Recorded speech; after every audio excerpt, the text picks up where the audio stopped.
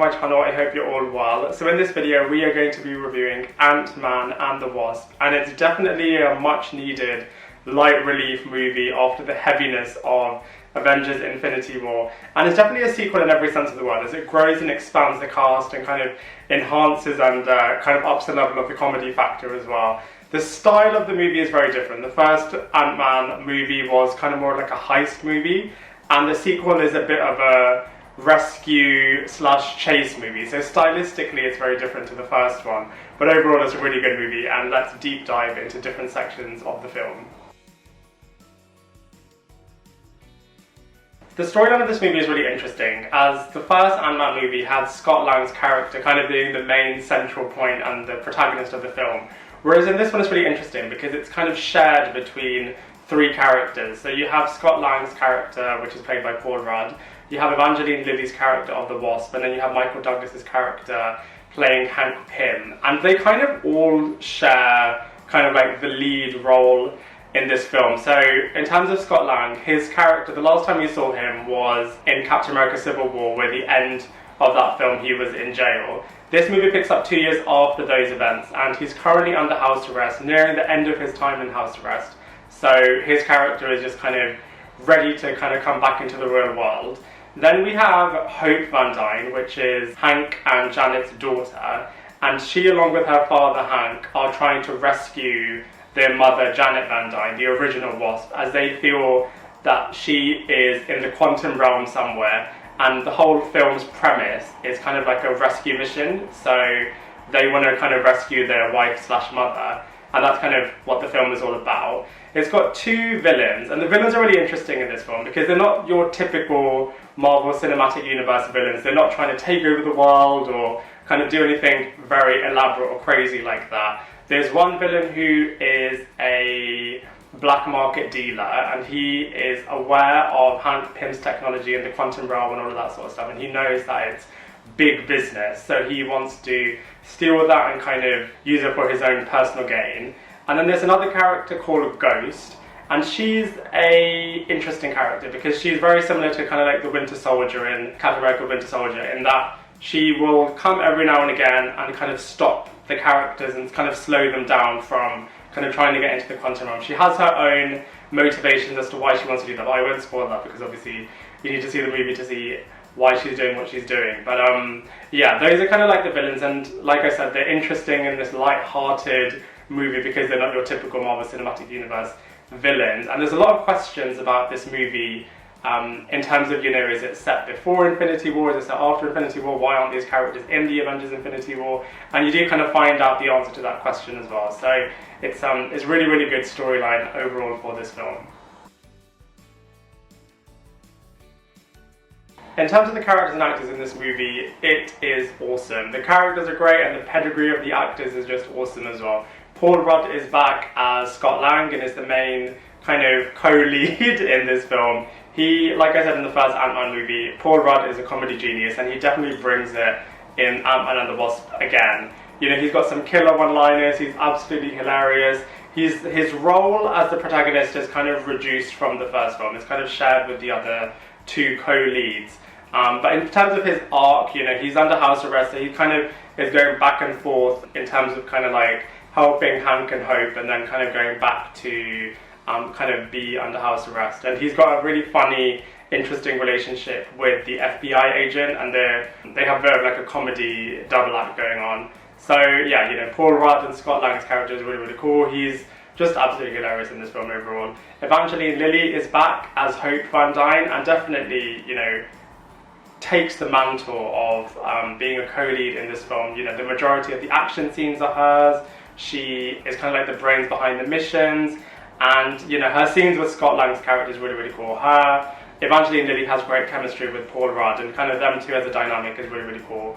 Michael Douglas is back as Hank Pym, and I feel like they really listened to everything that I said in my first Ant-Man review video, whereby, you know, Hank Pym is such a big character in the Marvel comic book world, and I feel like in this movie they really respected his character. You know, the whole premise of the film is kind of centered around his mission.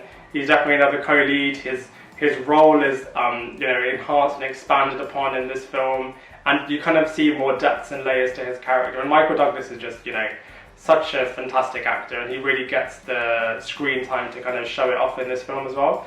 Michael Pena is back, and he's absolutely hilarious. If you haven't seen the first film, then I can just give you a bit of a teaser in that he has this hilarious way of kind of telling stories about the past in kind of like a funny flashback voiceover kind of way, and that's back in this movie, and it's absolutely hilarious. Lawrence Fishburne and Michelle Pfeiffer are also back, who are just, you know, absolutely phenomenal kind of actors within Hollywood. So, you know, the pedigree of actors in this film is just really, really high. I won't spoil which characters they actually play, because obviously that's a big spoiler in the film, and they are quite big characters. But yeah, overall, you know, them two are awesome. And kind of the character of Ghost is just really interesting as well, because she, like I said before, she's got like a Winter Soldier / Tyrant from Resident Evil 2 kind of vibe with her character, whereby she'll come every now and again and kind of stop and slow down the characters from achieving what their particular mission is. She's obviously got her own motivations about why she's doing what she's doing. Again, I won't spoil what her particular motivations are, because you need to see the film to understand that. But yeah, her character is really, really interesting. And in terms of like a powers point of view, she can use the quantum realm energy to do phasing.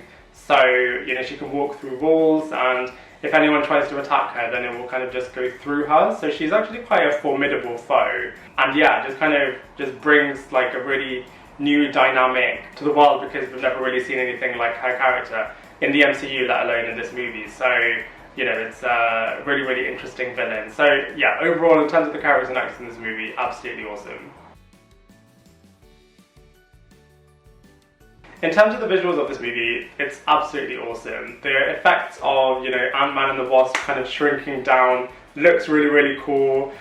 They've really upped their game since the last movie, because it's obviously been a few years, and, you know, technology and special effects have enhanced and developed in that time, and you can really tell, because kind of all of those effects look really, really cool. There's also some characters that grow in size as well, so that looks really, really wicked. And then there's one scene where it's kind of like a hybrid reduction in size, and just look out for those scenes, because they're just absolutely hilarious. But you know, on top of that, this movie, like I said before, is a bit of a chase movie, and in those chase sequences, the film is really, really cool. It has this ability where you can actually shrink the vehicle as well, so that's kind of like a new thing that you haven't seen before, and it's really, really done well in this film. Ghost's character of phasing is really, really cool. That's a whole different vibe of special effects, and then you also get to see the quantum realm, and that looks really, really great as well. So, you know, the visual effects in this film are awesome. So let's talk about comparisons, and let's compare it with the first Ant-Man movie first. So the first Ant-Man movie was kind of something very, very different. No superhero movie before had kind of attempted doing like a heist type film, and then especially the fact that it was Ant-Man, which is a character that, you know, A, not many people know, and B, we've never really seen on the big screen before. So it was very kind of new in everything that it did. And whilst Ant-Man and the Wasp is kind of trying new things and doing things differently, stylistically, I'm a really big fan of heist movies. And whereas this movie is really nice in terms of the whole chasing and rescue mission type style, I personally prefer the style of the first film. And I guess other movies that you can compare it to within the whole chase sequence is definitely Catch Me If You Can. I feel like it's taken a lot of aspects of that film in this one, in terms of, you know, you have the villain, so to speak, trying to find one character, and then they find them, and then something happens, and then they're off again. So it's kind of like a lot of cat and mouse kind of chase sequences. And then the kind of like the rescue mission aspect of it as well is kind of very, very different. So yeah, Ant-Man and the Wasp and Ant-Man are two very, very different type of movies. I personally preferred the first one. In comparison to other Marvel movies, I guess, you know, the tone is very different as well, because it's a lot more light-hearted than the more heavy, hard-hitting movies. You know, in terms of different comedy movies, this is like a nice kind of typical American comedy with like a superhero aspect to it, compared to Thor Ragnarok, which was just trying to be overly funny and like a stupid, in my opinion, kind of way. So in terms of comedy value, I feel like this movie hits it in the right way. So overall, yeah, I really, really enjoyed Ant-Man and the Wasp, but in comparison to the first movie, I had a slight preference for the first film. Overall, I really, really enjoyed this movie. There are some unanswered questions when you leave the cinema. And that was a bit annoying because, you know, the directors and producers that were interviewed at the start of this film did say that there would be certain questions that a lot of the fans had that would be answered, and they weren't really answered. And that's a lot to do with Michelle Pfeiffer's character. Again, I'm not going to reveal what it is because you should see the film first. But yeah, that was a little bit frustrating. Hopefully, if this film gets a part 3 and it's answered there, that would be great.